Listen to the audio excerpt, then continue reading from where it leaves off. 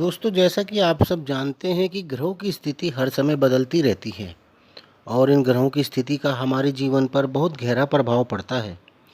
अंतरिक्ष में हो रहा ये ग्रहों का परिवर्तन और गोचर हमारे स्वास्थ्य, व्यवसाय, जीवन, संतान, हमारी शिक्षा तथा हमारे रिलेशंस पर बहुत गहरा प्रभाव डालता है। और सभी की ये इच्छा जानने की रहती है कि आने वाला साल हमारे लिए क्या लेकर आने वाला है। हमारे आने वाला साल अच्छा रहेगा या कुछ परेशानियां आएंगी। तो आइए हम जानते हैं कि सभी जातकों के लिए ये आने वाला साल 2023 कैसा रहेगा। आप जानते हैं कि 9 ग्रह और 12 भाव और 12 राशियों से बनी कुंडली हमारा जन्म से लेकर मृत्यु तक का सारा ब्यौरा लेकर आती है। हमारे जन्म के समय ही ये तय हो जाता है कि हमारे साथ पूरे जीवन में कब कब क्या क्या होने वाला है। बस उसे ठीक से समझने वाला और बताने वाला होना चाहिए। इसे ही ज्योतिष कहते हैं। और अच्छे ज्योतिषी के यही गुण होते हैं कि वह व्यक्ति को ग्रहों की स्थिति के अनुसार घटनाओं की सही जानकारी दें। बाकी तो काफ़ी कुछ व्यक्ति की अपनी कुंडली पर डिपेंड करता है कि वो अपने साथ कुंडली में राजयोग लाया है या समस्याएं लाया है। आज हम आपको यही बताने का प्रयास करेंगे कि गोचर के ग्रहों के अनुसार वर्ष 2023 में आपके साथ क्या घटने वाला है। दोस्तों, भगवान ने सभी ग्रहों को 7 दृष्टि प्रदान की हैं, किंतु शनि, मंगल और गुरु को 2 फालतू दृष्टि दी हैं, क्योंकि इनके पास आपकी कुंडली का ज़्यादा एरिया कवर करने की ताकत है। ये तीनों ग्रह आपकी कुंडली का ज़्यादा हिस्सा कवर करते हैं, यानी एक तो जहाँ वो बैठते हैं और 3 जगह इनकी दृष्टि हो गई, तो तीनों को मिलाकर 12 भाव हो गए। जरूरी नहीं कि सारे भाव कवर हो जाते हैं, पर लगभग काफ़ी भाव कवर हो जाते हैं।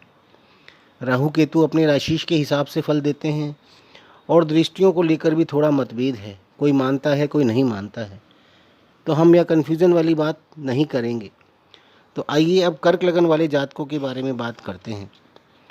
दोस्तों, कर्क लगन के जातकों का लग्नेश चंद्रमा होता है, इसलिए वो बहुत ही चंचल स्वभाव के होते हैं। क्योंकि चंद्रमा सबसे ज़्यादा फास्ट मूविंग प्लैनेट है, इसलिए कर्क लगन पर चंद्रमा का स्वामित्व होने के कारण उनके स्वभाव में भी आपको कई तरह के परिवर्तन देखने को मिलेंगे।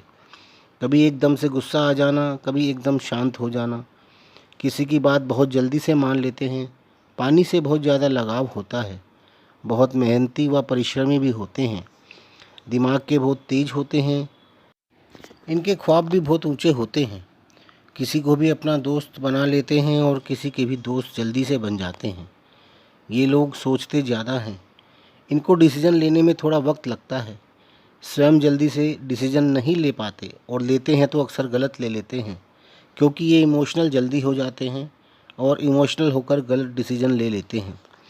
अब इनके वर्ष 2023 के बारे में बात करते हैं। कर्क लगन के जातकों की कुंडली में शनि सप्तम व अष्टम भाव के स्वामी होकर अष्टम भाव में गोचर करेंगे, यानी अष्टमेश अष्टम भाव में ही होंगे और अपनी मूल त्रिकोण राशि में होंगे, जो कि आपको अचानक से कहीं से धन व प्रॉपर्टी का लाभ कराएंगे। सप्तमेश भी अष्टम में होंगे तो आपके जीवन साथी के परिवार यानी आपकी ससुराल की तरफ से आपको कोई लाभ होने के योग बनेंगे।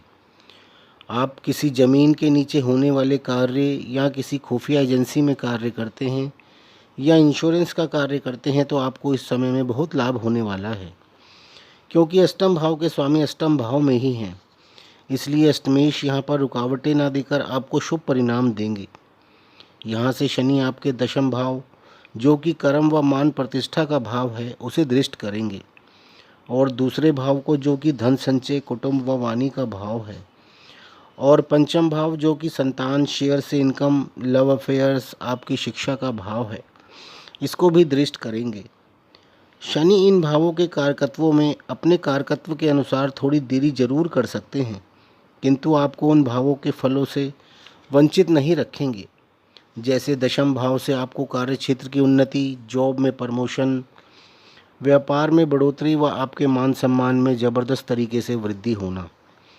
द्वितीय भाव से आपके धन संचय में वृद्धि होना, परिवार में उत्सव होना, परिवार के सदस्यों में वृद्धि होना, जैसे किसी बच्चे का जन्म होना या परिवार में किसी की शादी होकर बहू का घर में आना आदि। इसके अतिरिक्त पंचम भाव पर दृष्टि होने से संतान का जन्म, शेयर्स से इनकम, शिक्षा में आ रही रुकावटें दूर होना, लव अफेयर्स चल रहा है तो उसे ख़त्म करना, यानी कि उससे शादी होने के योग बनना आदि कार्यों में शनि अपना योगदान अवश्य देंगे। लेकिन थोड़ा परिश्रम करवा कर देंगे। आपको ऐसा लगे कि कुछ नहीं हो रहा है तो हार मान कर बैठिएगा मत, क्योंकि आपको ऐसा ही लगेगा, किंतु लगे रहेंगे तो मिलेगा ज़रूर। क्योंकि शनि अपनी मूल त्रिकोण राशि में गोचर करेंगे, जहाँ पर वो सबसे ज़्यादा अधिक शुभ फल प्रदान करेंगे। और पंचम भाव पर तो 21 अप्रैल 2023 तक गुरु की भी दृष्टि रहेगी, तो वहाँ पर तो शनि और गुरु दोनों का दोहरा गोचर भी लगेगा। तो आपका पंचम भाव 21 अप्रैल 2023 तक पूर्ण रूप से एक्टिव रहेगा और आपको इस भाव से संबंधित फल तो निश्चित रूप से मिलेंगे और बहुत अच्छे मिलेंगे, क्योंकि शनि भी स्वराशि के होंगे और गुरु भी स्वराशि के होंगे। तो आपको संतान, शिक्षा, अफेयर्स या शेयर्स आदि से इनकम आदि से रिलेटेड अवश्य ही शुभ फलों की प्राप्ति होगी। अब गुरु के बारे में समझते हैं। गुरु का गोचर मीन राशि में चल रहा है, जहां पर वो 21 अप्रैल 2023 तक रहने वाले हैं। 21 अप्रैल को गुरु मेष राशि में चले जाएंगे, जहां पर वो 1 मई 2024 तक रहेंगे। तो गुरु 21 अप्रैल 2023 तक आपके नवम भाव में रहेंगे, जो कि कुंडली का सबसे ज़्यादा शुभ स्थान है। यह भाव आपके पिता, भाग्य, धर्म, समाज, हायर एजुकेशन आदि का है। यहाँ पर गुरु आपको इन सब से लाभ दिलाने वाले हैं। आप यदि स्टूडेंट हैं तो आपकी उच्च शिक्षा के अच्छे योग बनेंगे। आपकी यह शिक्षा विदेश में भी हो सकती है। पिता का भी आपको पूरा सहयोग रहेगा। आपका रुझान धर्म की तरफ भी बढ़ेगा, जिससे आपके अच्छे कर्म भी बढ़ेंगे, जो कि आपके संचित कर्मों में जुड़ेंगे, जिसका फल आपको आने वाले जन्मों में मिलता है, क्योंकि ये भाव आपके क्रियामान कर्मों का भी है। आपका भाग्य भी आपका पूरा साथ देगा। यहाँ से गुरु आपके लगन, पराक्रम भाव और संतान भाव को भी देखेंगे, यानी आपका स्वास्थ्य अच्छा रहेगा, कॉन्फिडेंस लेवल बढ़ेगा, मान सम्मान बढ़ेगा, आपकी कलात्मक क्षमता बढ़ेगी, पराक्रम बढ़ेगा, आप कुछ बड़े बड़े कार्यों को अंजाम दे सकेंगे।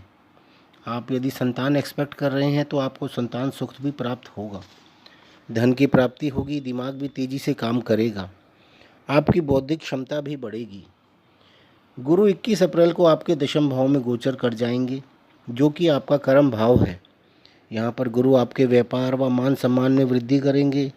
आप यदि अपने बिजनेस में कोई बड़ा बदलाव करना चाहते हैं तो कर सकते हैं, उसके लिए यह सही समय है। आप यदि जॉब में हैं तो आपका प्रमोशन होना भी संभव है। आपको कोई सम्मानीय पोस्ट भी सौंपी जा सकती है। आपके पिता की भी आय इस समय में बढ़ेगी। यहाँ से गुरु आपके धन भाव को, चतुर्थ भाव को और छठे भाव को दृष्ट करेंगे, जो इस बात का सूचक है कि आपके परिवार में अवश्य ही कोई मांगलिक कार्य होगा। घर में किसी नए सदस्य का आगमन हो सकता है। आपका संचित धन भी बढ़ेगा, आपका बैंक बैलेंस भी बढ़ेगा। आप अपनी वाणी द्वारा भी धन कमा सकते हैं। साथ ही आप कोई नई प्रॉपर्टी भी खरीदेंगे। आपकी माता द्वारा भी आपको धन या प्रॉपर्टी की प्राप्ति हो सकती है। आपकी अच्छी शिक्षा के योग बनेंगे। आप कोई बड़ा वाहन या घर में सुख साधनों पर भी खर्चा कर सकते हैं। इसके अलावा दशम भाव से गुरु छठे भाव को भी दृष्ट करेंगे, जो कि आपका नौकरी का भी भाव है। आप यदि जॉब के लिए कोशिश कर रहे थे तो इस समय आपकी जॉब के लिए बिल्कुल सही समय है। इस समय में निश्चित रूप से आपको जॉब लग सकती है। आपके मुकदमों में भी आपको जीत हासिल हो सकती है, क्योंकि ये आपका शत्रुओं पर विजय पाने का भी समय होगा। आपकी इम्यूनिटी पावर भी स्ट्रॉन्ग रहेगी, जिससे आपके बीमार होने के चांसेस ना के बराबर रहेंगे। और यदि कोई बीमारी पहले से ही चल रही थी तो उसमें भी सुधार होना शुरू हो जाएगा। इस समय में शनि व गुरु का दोहरा गोचर आपके धन भाव पर होगा, जो कि आपके धन संचय में वृद्धि कराएगा। आप यदि जॉब में हैं तो आपकी सैलरी भी बढ़ सकती है, यानी आपके प्रमोशन के भी चांसेस बहुत ज़्यादा रहेंगे। इस समय में आपके धन भाव संबंधी फल निश्चित तौर पर आपको मिलेंगे। हालांकि यहाँ गुरु के साथ राहु भी स्थित होंगे, किंतु राहु गुरु की मित्र राशि में होंगे और केंद्र में होंगे, और दशम भाव के राहु तो बहुत अच्छे माने जाते हैं। राहु जिसका 10 में, दुनिया उसके बस में। मंगल आपकी कुंडली के योग कारक ग्रह हैं, और योग कारक ग्रह कुंडली की जान होता है। उसका आपके जीवन में बहुत महत्व होता है और बहुत योगदान भी होता है। योग कारक ग्रह की दशा में आपको बहुत कुछ हासिल होता है। वर्ष की शुरुआत में मंगल आपके एकादश भाव में वृष राशि में गोचर करेंगे, जहाँ पर इनकी स्थिति बहुत शुभ होती है। मंगल क्योंकि प्रॉपर्टी के भी कारक हैं, तो आप इस समय कोई प्रॉपर्टी भी खरीद सकते हैं या किसी प्रॉपर्टी से आपको लाभ हो सकता है।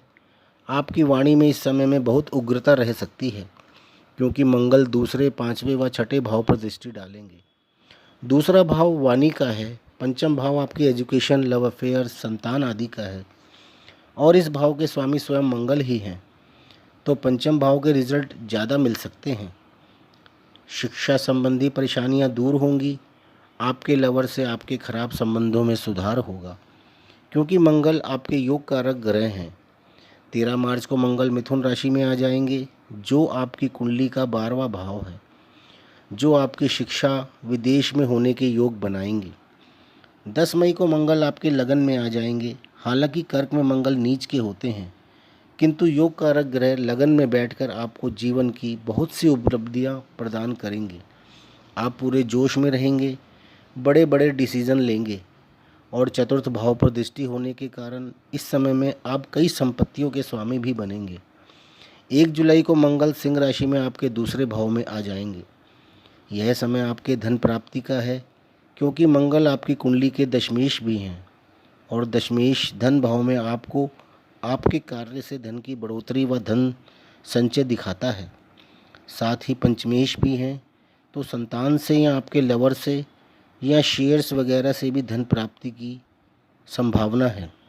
18 अगस्त को मंगल कन्या राशि में आ जाएंगे, जो कि आपका पराक्रम भाव है। यहाँ रहकर मंगल आपका जॉब में ट्रांसफ़र व प्रमोशन भी करवा सकते हैं। आपकी छुपी हुई प्रतिभा भी बाहर निकल कर आएगी। यहाँ से मंगल दशम भाव को भी दृष्ट करेंगे, जहाँ के स्वामी स्वयं मंगल हैं। यानी ये समय आपके कैरियर में बहुत बड़े बदलाव का भी है। 3 अक्टूबर को मंगल कन्या से तुला राशि में आपके चतुर्थ भाव में आ जाएंगे, जो कि प्रॉपर्टी व सारे सुखों का भाव है, और प्रॉपर्टी के कारक भी स्वयं मंगल ही हैं। यहाँ पर आपके योग कारक ग्रह मंगल आपको प्रॉपर्टियों में ज़बरदस्त बढ़ोतरी कराएंगे, और जिनके पास प्रॉपर्टी नहीं है उन्हें प्रॉपर्टी का स्वामी बनाएंगे। अब राहु के बारे में बात करते हैं, क्योंकि राहु केतु भी एक राशि में 18 महीने तक रहते हैं।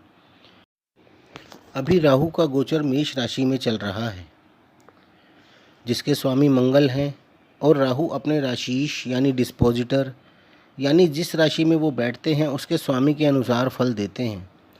तो राहु ने आपकी कुंडली में मंगल के फल देने हैं, और मंगल आपकी कुंडली के योग कारक ग्रह हैं, और राहु केंद्र में वैसे भी योग कारक ही माने जाते हैं।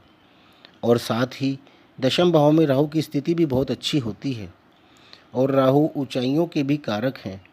तो राहु पूरे वर्ष आपको पराक्रम, प्रॉपर्टी, ऊंची पोस्ट की जॉब, हवाई यात्राएं व एरोप्लेन व एयरपोर्ट से रिलेटेड जॉब, पिता से धन संपत्ति का लाभ, माता से लाभ, बड़े वाहनों का सुख आदि सारे लाभ देने वाले हैं।